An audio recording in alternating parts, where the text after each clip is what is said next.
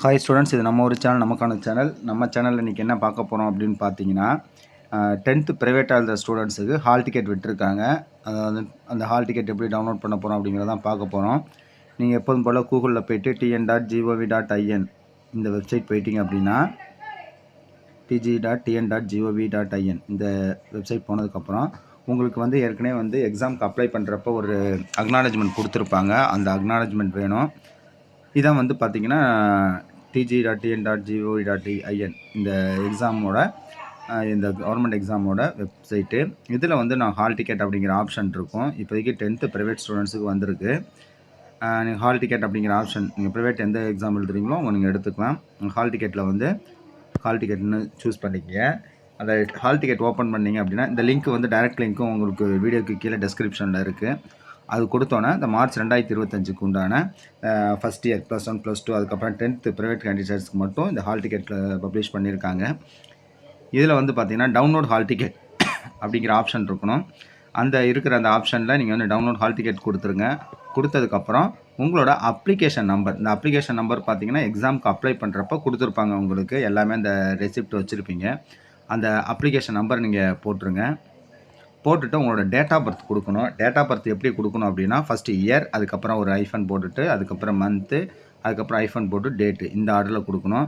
பார்த்தீங்கன்னா இப்போது இயரில் வந்து 2000, இந்த இதில் வந்து பார்த்திங்கன்னா இயர் வந்து 2000, மந்த்து வந்து மார்ச்னால 03 2 டிஜிட்டில் கொடுக்கணும். டேட்டு வந்து 10/3/2000 அப்படிங்கிற டேட்டா வந்து இந்த பேட்டர்னில் கொடுக்கணும். கொடுத்து முடிச்சோன்னா உங்களுக்கு கேப்சா இருக்கும். இந்த கேப்சாவில் என்ன உங்களுக்கு வருதோ கொடுத்துருங்க. இங்கே வந்து 22 + 5ன்னு இருக்குது. 22 + 5 எவ்வளோனா 27ன்னு கொடுத்துட்டு பார்த்தீங்கன்னா இதெல்லாம் ஃபுல்லாக கொடுத்துடணும். Application number, date of birth, அதுக்கப்புறம் அந்த கேப்சா கொடுத்ததுக்கப்புறம் சர்ச் அப்படின்னு கொடுத்துட்டிங்கன்னா உங்களுக்கு இது மாதிரி உங்கள் பேர் ஃபஸ்ட்டு வந்துடும். வந்தோடனே இதிலே வந்து என்ன இருக்குன்னா டவுன்லோட் ஹால் டிக்கெட்னு இருக்கும். டவுன்லோட் ஹால் டிக்கெட் கொடுத்துட்டிங்க அப்படின்னா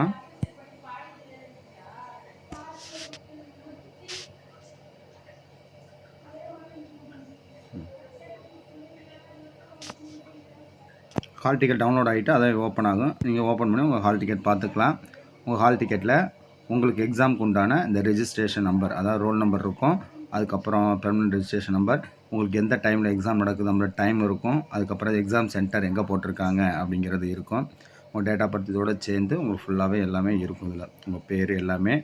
அதுக்கப்புறம் உங்களோட எக்ஸாம் என்னன்னைக்கெல்லாம் நடக்குது அப்படிங்கிறது இருக்கும்.